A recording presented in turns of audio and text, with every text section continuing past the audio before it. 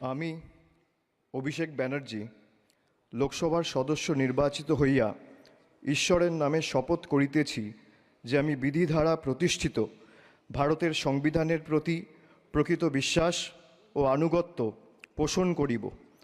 আমি ভারতের সার্বভৌমত্ব ও সংহতি রক্ষা করিয়া চলিব এবং যে কর্তব্যভার আমি গ্রহণ করিতে চলিয়াছি তাহা আমি বিশ্বস্তভাবে নির্বাহ করিব।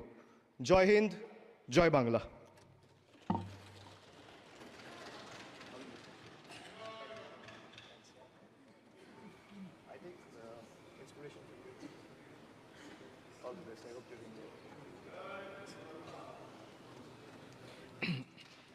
Ms.